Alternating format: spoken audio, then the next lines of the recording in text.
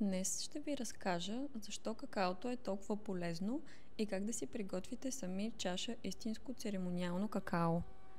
Много хора свързват какаото само с шоколада, но всъщност то е едно от най-богатите на хранителни вещества растения.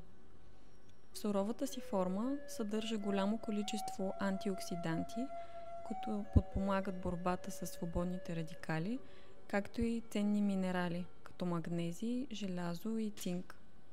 Какаото подхранва сърцето, подобрява кръвообращението и влияе благоприятно на нервната ни система. Едно от най-приятните му качества е, че подпомага производството на хормоните на щастието, ендорфин и серотонин. Често какаото се сравнява с кафето, защото и двете имат стимулиращо действие. Но тук идва ключовата разлика. В кафето основният активен компонент е кофеинът. Той е бързия спринтьор. Блокира сигналите за умора и ни кара да се чувстваме пълни с енергия. Но това е измамно.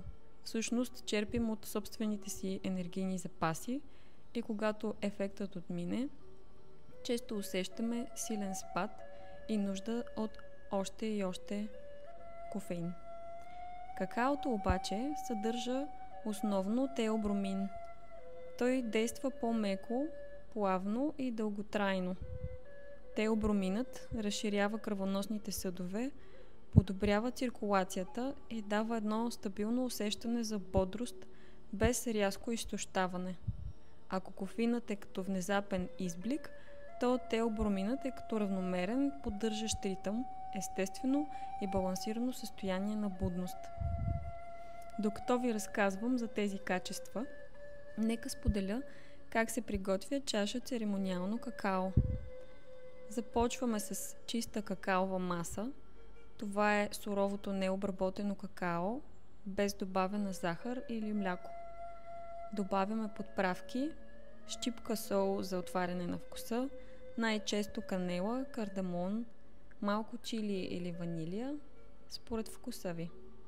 След това заливаме какаовата маса с гореща вода, около 80 градуса, а не кипяща, за да запазим полезните му свойства.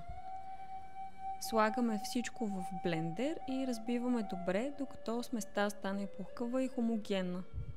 И ето, че нашата чаша церемониално какао е вече готова. Пиенето на какао е време за връзка с себе си. Докато кафето често пием набързо, за да оцелеем в деня, какаото ни кани да се настроим и да го усетим с благодарност. То храни не само тялото, но и духа. Дава меко, поддържащо присъствие вместо резки върхове и спадове. Затова какаото не е алтернатива на кафето, а нещо много повече.